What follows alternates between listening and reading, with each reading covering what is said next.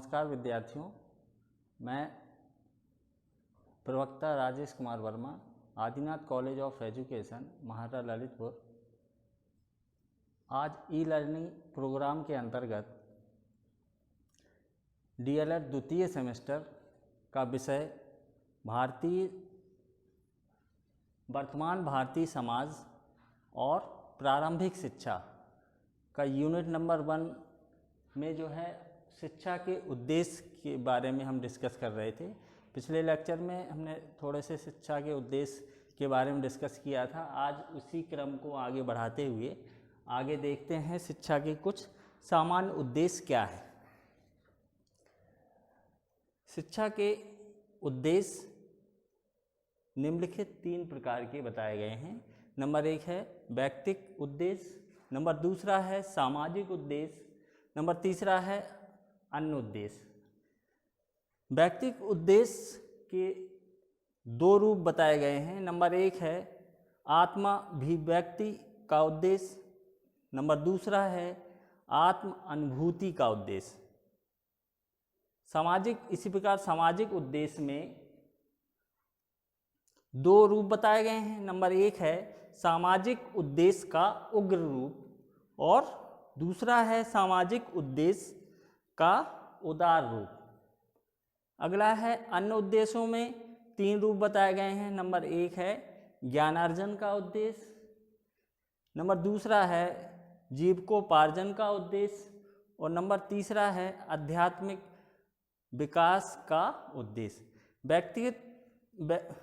व्यक्तिक उद्देश्य के रूप में जो 2 रूप बताए गए हैं, आत्माभिव्यक्ति का उद्देश्य और आत्म अनुभूति का उद्देश्य, इनके बारे में हम डिस्कस करेंगे।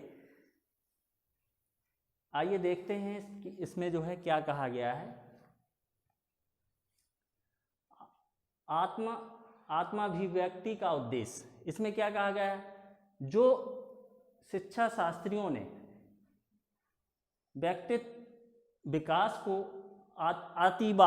आतिवादी रूप में मानते हैं, उनके अनुसार शिक्षा का उद्देश्य आत्माभिव्यक्ति है।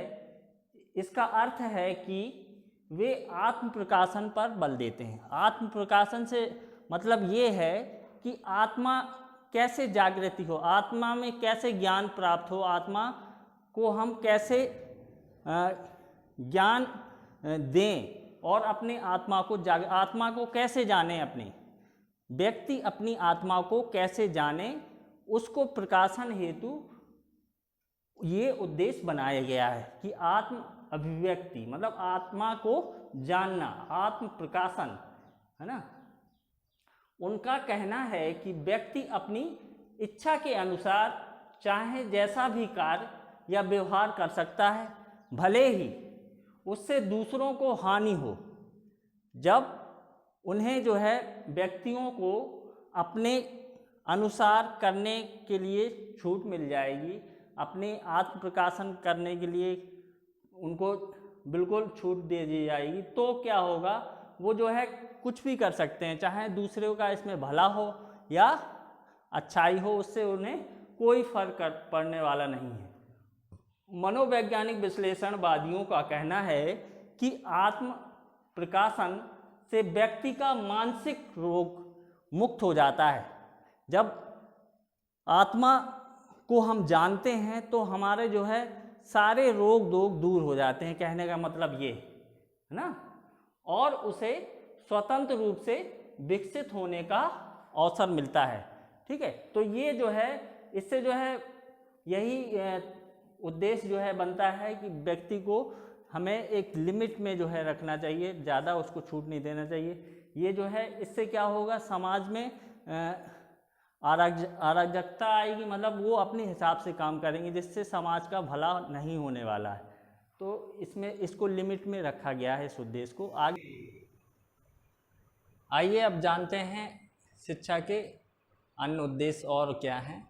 नंबर 2 है ये व्यक्तिक उद्देश्य के अंतर्गत था आत्म अनुभूति का सिद्धांत, आत्म अनुभूति का उद्देश्य इसमें बताया गया है कि व्यक्ति जो आत्म अनुभूति के उद्देश्य से तात्पर्य है कि आत्मा की अनुभूति, इसमें व्यक्ति के आत्मा की अनुभूति होनी चाहिए अथवा अपने स्व को विश्व के स्व के साथ एकाकार कर लेना।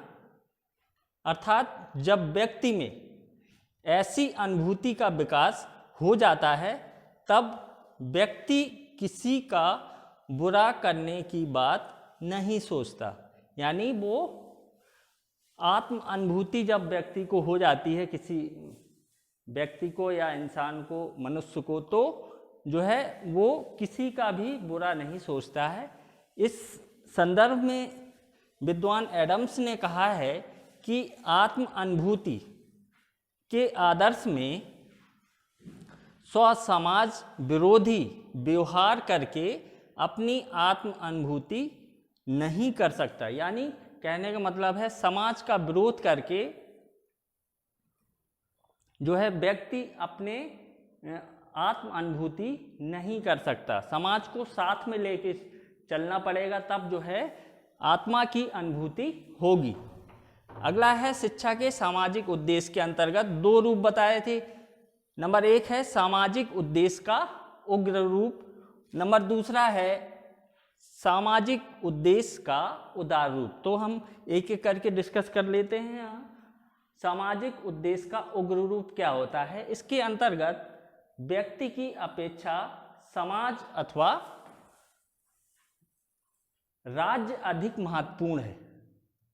इसमें क्या है? व्यक्ति की अपेक्षा, व्यक्ति को ज़्यादा महत्व नहीं दिया गया है, समाज और राज्य को ज़्यादा महत्व दिया गया है। व्यक्ति समाज अथवा राज्य के लिए है, यानी व्यक्ति राज्य और समाज के लिए है, समाज अथवा राज्य व्यक्ति के लिए नहीं है। अतः अपने प्राणों का उत्सर्ग करके भी अपने समाज अथवा राज्य को शक्तिशाली और महान बनाने की भावना का विकास करना शिक्षा का उद्देश्य है। ये कहते हैं कि समाज और राज्य के लिए व्यक्ति को अपने प्राणों का उत्सर्ग करके राज्य और समाज को शक्तिशाली और महान बनाने की भावना पर विकास करना शिक्षा का उद्देश्य बताया है। वस्तुतः सामाजिक उद्देश्य का यह उग्र रूप है, अत्यंत संकीर्ण और दोषपूर्ण है। क्यों दोषपूर्ण है? क्योंकि यहाँ पर व्यक्ति की बात नहीं हो रही है, समाज और राज्य की हो रही है। व्यक्ति हमेशा जो है अपने बारे में सोचता है स्वाभाविक रूप से, लेकिन यहाँ पे क्या हो रहा है?